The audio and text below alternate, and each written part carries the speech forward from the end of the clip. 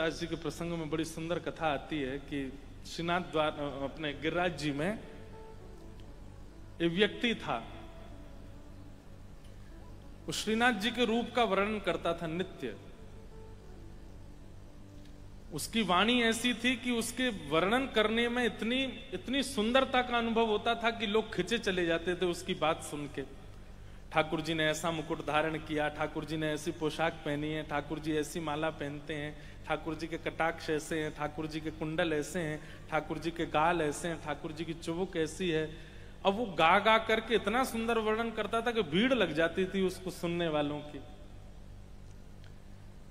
एक दिन सूरदास जी महाराज वहीं से निकल रहे थे। सूरदास जी ने जैसे ही उसका स्वर सुना, उसकी बातें सुनी, सुनते ही सूरदास जी पहचान गए कि ये केवल बातें बोल रहा है, इस स्वयं इस भाव में दर्शन करता नहीं है।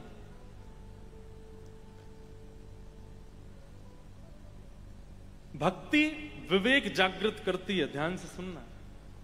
ऐसा विवेक जागृत कर देगी कि सामने वाली व्यक्ति के बोलते समय शब्द क्या प्रयोग हो रहे हैं, उन शब्दों से आप पहचान जाओगे कि व्यक्ति कैसा है। सूरदास जी महाराज ने जैसे उसके भाव सुने, भाव सुनकर के सूरदास जी हंसने लगे और सोचने लगे ये केवल बातें बना रहा है, खुद दर्शन नहीं करता है ठाकुर जी का। किसी को भेज देता है, देख के आवाज ठाकुर जी कैसे लग रहे हैं, नीली पोशाक है, ऐसे कुंडल है, ऐसे मुकुट है, वो आके इनको बता देता है और ये उसको सजा धजा करके केवल लोगों को इकट्ठा करने के लिए सुना देता है। सूरदास जी समझ गए। जैसे उसका प्रवचन पूरा हुआ, सब लोग वहां से गए तो सूरदास जी गए, भैया तुम तो बहुत सुंदर प्रवचन करते हो, क्या सुंदर स्वरूप का वर्णन कर रहे थे ठाकुर जी के। सुनने जो वक्ता था वो, अरे आप तो सूरदास जी हैं, आपके आगे तो मैं क्या कह सकता हूं, आप तो सूर्य हैं, मैं तो दिया हूं, ऐसे बातें बनाने लगा। सूरदास जी बोले सही सही बताना, दर्शन करने कब गए थे। उसने कहा अभी उत्थापन के दर्शन करने गया। बोले थोड़ा और सच बोलो, कब गए थे। नहीं राजभोग में गया था मैं दर्शन करने के लिए। सूरदास जी बोले थोड़ा और सच बोलो, कब गए थे। अब कोई विशिष्ट सामने आकर के ऐसे पकड़ ले आपकी चोरी तो अपने आप जीभ लड़खड़ा जाती है। नहीं मैं श्रृंगार में गया था। सूरदास जी बोले नेक और सच बोलो।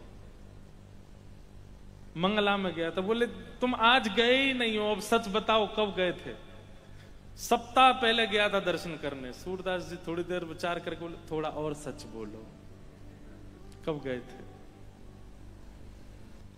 मैं आपके चरण पकड़ता हूं, मैं झूठ नहीं बोल रहा, 15 दिन पहले गया था दर्शन करने। सूरदास जी बोले थोड़ा सा और सच बोल दो।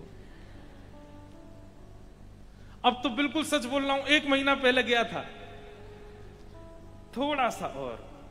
1 महीना 20 दिन हो गए, ये तो अब पक्का बोलता हूं मैं।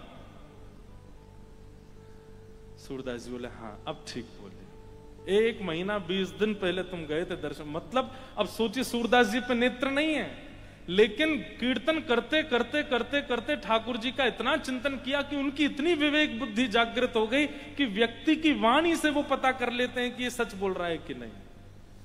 सूरदास जी कहते हैं अच्छा 1 महीना 20 दिन पहले गए थे। बोले हाँ, अब ये बताओ अब कब जाओगे दर्शन करने।